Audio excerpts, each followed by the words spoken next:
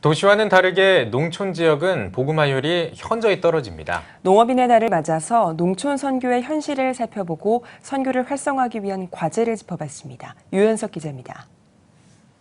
식량 자급률 25%, 20년 전 1200만이던 농민의 수는 300만 명에 불과한 상황. 경지 면적이 줄어들며 구조조정당하는 농촌. 갈수록 악화되는 농촌 선교의 현실입니다.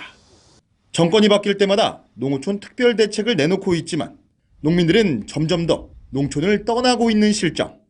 정부의 기본 방침은 농업을 살리고 농민의 삶의 질을 높이려 하기보단 농민의 수를 줄이고 농촌에 공장 등을 유치해 먹고 사는 문제를 해결하자는 발상이기 때문입니다.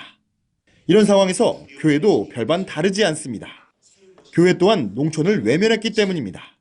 농촌 선교 전문가들은 이농 현상과 고령화로 어려움을 겪는 농어촌 사회 속에서 교회가 자리 잡기 위해선 재정 지원도 중요하지만 사회문화적인 연구와 그에 맞는 정책이 뒷받침돼야 한다고 지적합니다. 특히 농촌교회가 살기 위해선 농민이 살아야 한다며 이 시대 사양 산업인 농업과 공동화되고 있는 농촌 마을을 어떻게 살릴 것인지 교회가 앞장서서 고민하고 변화를 주도해야 한다고 강조합니다. 최근 들어서 희망적인 것은 농어촌 목회자들 중심으로 다시 한번 일어서보자, 농어촌을 회복시켜보자, 이런 운동이 많이 일어나서 그렇게 비관적으로만 볼 수는 없고요. 어떻게 보면 굉장히 좀 새로운 농어촌 목회의 그 희망의 불꽃이 시작되고 있습니다. 전문가들은 농업, 농촌, 농촌교회를 살리기 위해선 우선적으로 교단 간 연대가 필요하다고 말합니다. 기독교대한감리회, 한국기독교장로회, 대한예수교장로회 통합총회 등 농목 간의 친목 수준의 연대가 있을 뿐 정부의 농업 정책에 대한 입장을 밝히는 것뿐 아니라 주요 정책에 대한 참여가 필요합니다. 또한 예장생협, 농도생협, 기독교생명운동 네트워크 등 생명농업의 확산을 위한 농촌과 도시교회의 교육, 그리고 소비처 확보 등 공동의 연대가 필요하다고 말합니다.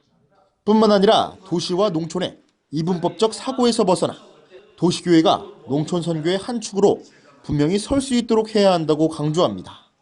앞으로의 농촌 선교는 현장에서 실천하는 농촌교회와 또 하나의 주체로서 협력과 지원의 역할을 담당하는 도시교회가 함께 협동해 양 주체로 나서야 하며 이 같은 바탕 위에서 역할 분담이 이뤄져야 한다는 것입니다.